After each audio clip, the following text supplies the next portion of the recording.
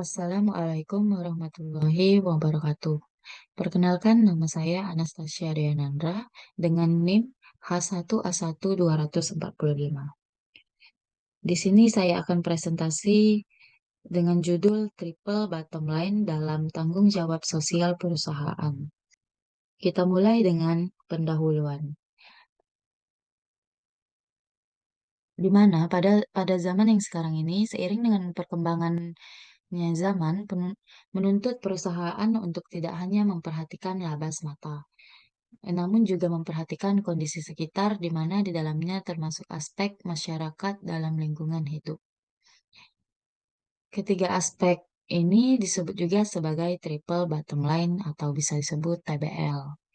Pendekatan ini telah banyak digunakan sejak tahun 2007 di Indonesia, seiring dengan perkembangan pendekatan full cost accounting yang banyak digunakan oleh perusahaan sektor publik.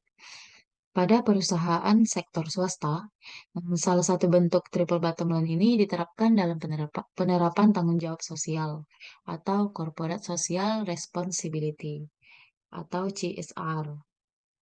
Selanjutnya di sini ada definisi dari triple bottom line. Triple bottom line atau TBL ini ialah konsep bisnis berkelanjutan yang mengukur nilai kesuksesan dari sebuah perusahaan, di mana menggunakan tiga kriteria. Tiga kriterianya yaitu yang pertama ada people atau sosial, yang kedua ada planet atau lingkungan, dan yang ketiga ada ekonomi.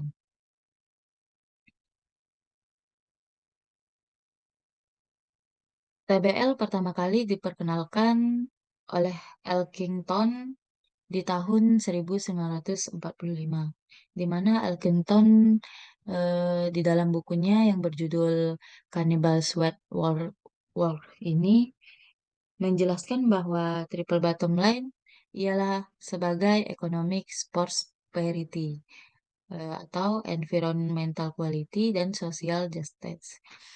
TBL di sini dapat disimpulkan sebagai tiga pilar dalam mengukur kinerja, yaitu tiga pilar tersebut dari sisi ekonomi atau keuangan, dari sisi sosial, dan dari sisi lingkungan. Sebagai pengukur kinerja, konsep TBL seringkali dibagi ke dalam dua bagian. Dua bagian besar yaitu yang pertama keuangan dan yang kedua sosial. Selanjutnya kita akan membahas tentang tiga kriteria dari triple bottom line. Yang pertama tadi ada people.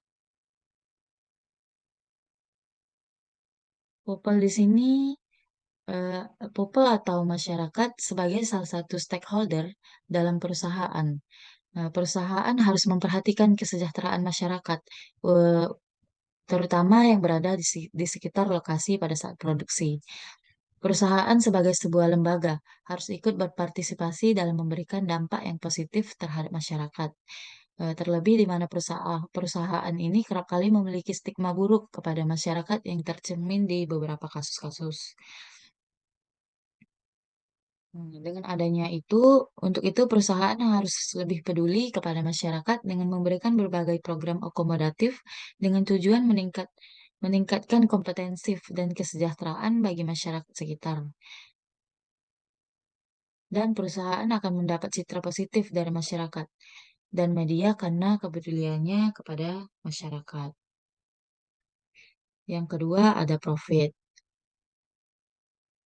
Profit atau keuntungan yang tetap menjadi orientasi objek perusahaan, di mana setiap skema bisnis yang dirancang oleh perusahaan memiliki tujuan utama untuk meraup keuntungan sebesar-besarnya. Konsep dari TBL tidak mereduksi profit sebagai bagian penting dalam konteks pengukuran kinerjanya. Tetapi, triple bottom line menekankan pada keuntungan yang maksimal harus memperhatikan aspek efisiensi biaya, informasi birokrasi, hingga pembenahan dari segi manajemen dan internal.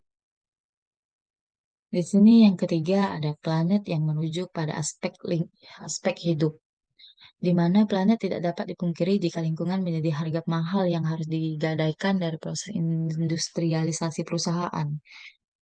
Untuk mencapai pembangunan berkelanjutan, maka perusahaan harus memperhatikan aspek lingkungan hidup di tengah kegiatan produksinya.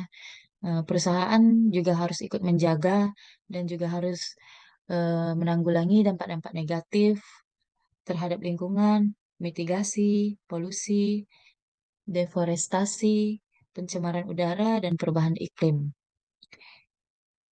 Beberapa dampak nyata dari kegiatan perusahaan ialah yang tadi yang kita sebutkan tadi, di mana untuk itu sudah saatnya perusahaan peduli dan ikut serta sebagai aktor terdepan dalam mengimplementasikan SDGs.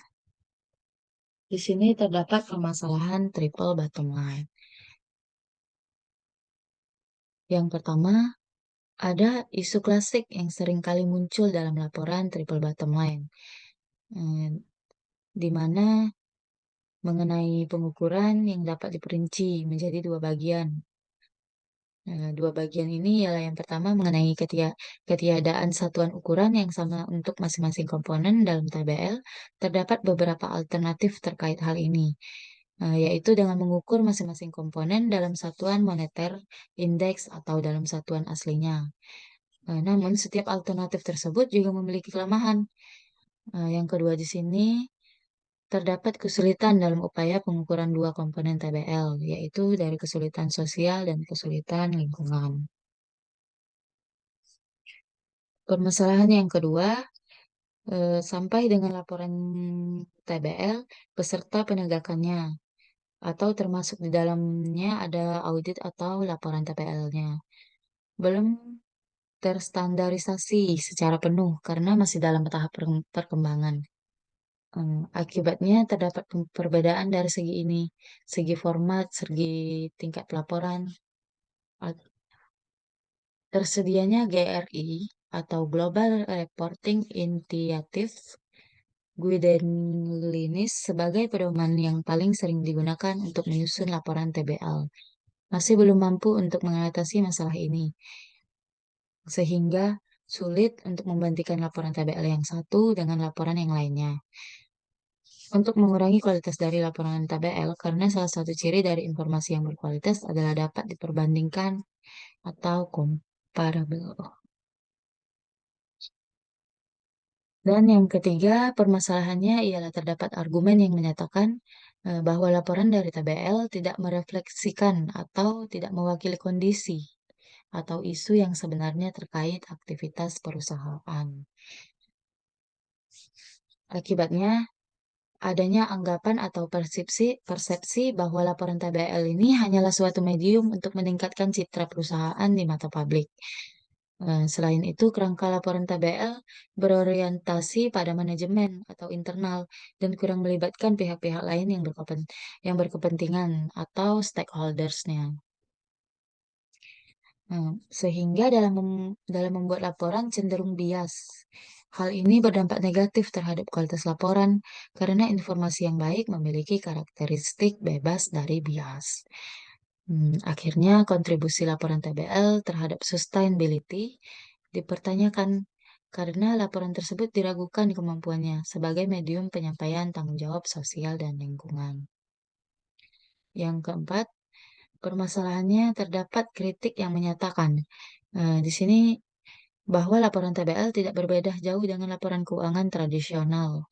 Masih didominasikan oleh aspek finansial atau aspek ekonomi bottom line. Hal ini dikaitkan dengan kecenderungan untuk memisah-misahkan ketiga komponen dari triple bottom line dan tidak menganggap ketiganya sebagai sebuah kesatuan, terutama terpisahnya aspek sosial dan lingkungan dari aspek bisnis atau finansial itu sendiri. Dari permasalahan tadi, di sini kita memberikan solusi permasalahan dari triple bottom line sendiri. Di sini ada tiga. Secara lebih spesifiknya, perusahaan atau organisasi harus mengungkapkan tiga hal di dalam laporan TBL atau triple bottom line. Yang pertama, ada visi dan tujuan, di mana visi dan tujuan ini berisi tentang informasi terkait tujuan serta nilai-nilai perusahaan. Yang kedua, ada pendekatan manajemen, menjelaskan tentang tindakan atau aktivitas yang dilakukan.